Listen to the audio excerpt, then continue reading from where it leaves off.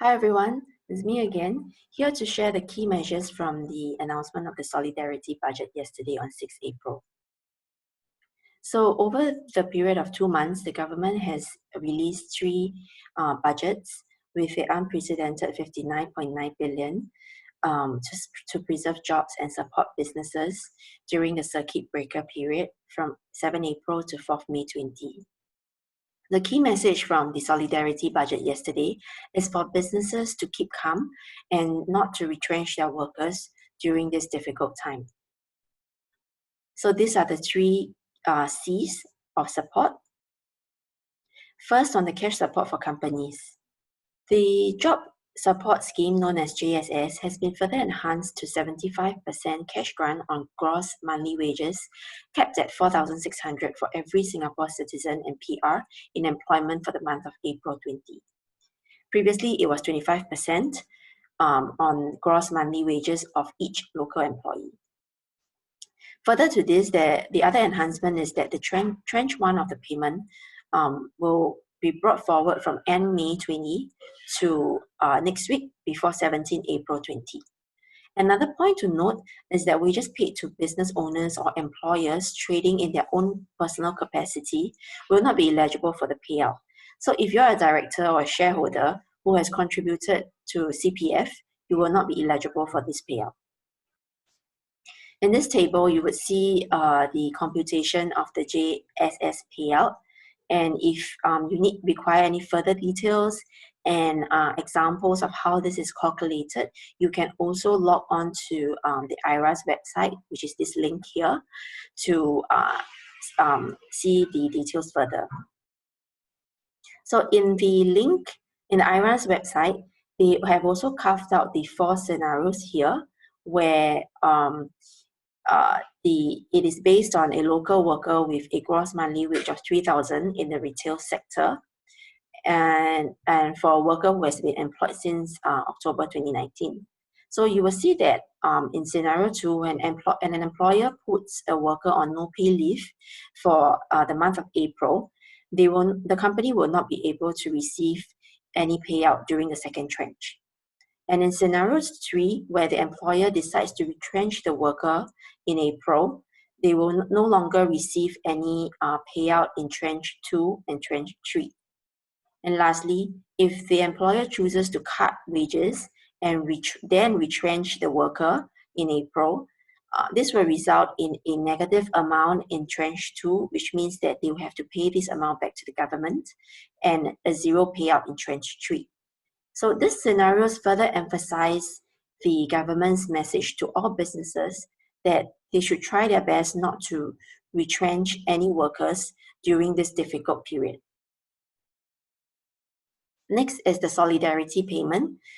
Previously under the Unity budget, the government announced a one-off care and support cash payout of 900, 600, and 300, depending on the income tier for all Singaporeans aged 21 years and above.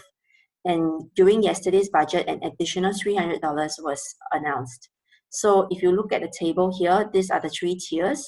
So the thing with the payment now is that $600 will be paid out in April 2020, and any other tiers that needs to be paid will only be paid out in June 2020.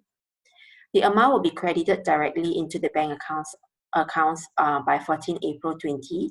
And if you have not provided your bank accounts to the government before, then your payment will be issued via checks at a later stage starting from 30th April onwards.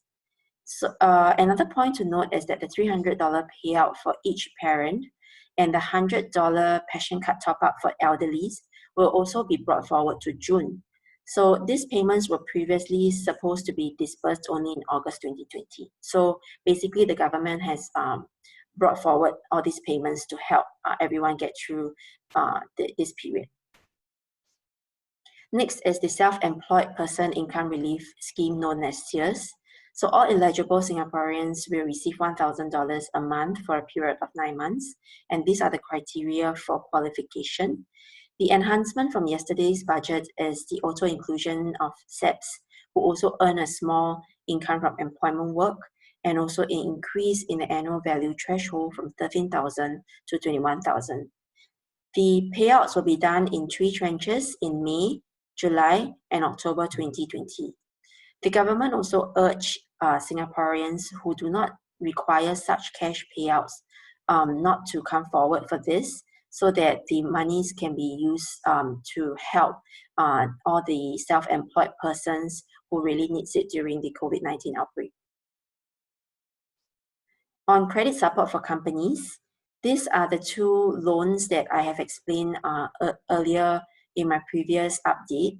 So what happens with this scheme is that the government has increased the risk share from 80% to 90% for loans initiated from 8 April onwards, all the way to 31st March 2021. Banks and finance companies can also apply to MAS for funding of these new loans, and any savings in the funding costs from this application are to be passed down to the SMEs. Next, the cost reduction support for companies. So there will be a waiver of the foreign worker levy that is due in April 2020, and companies can now also enjoy a rebate of $750 in April from the levies that is paid this year for each work permit or S-Pass holder. On the property tax rebates, up to 100% of rebates is given to non-residential properties, and the update from yesterday's budget is that there is going to be a COVID-19 temporary measures bill that is going to be out sometime this week to ensure that landlords pass through the property tax rebates to their tenants. So once that is announced, we will do another update for everyone. Lastly is the rental waivers. So there is the waiver for non-residential tenants has been increased from 0.5 months to 1 month now. So that's all I have for the updates on the solidarity budget. Thanks everyone for your time.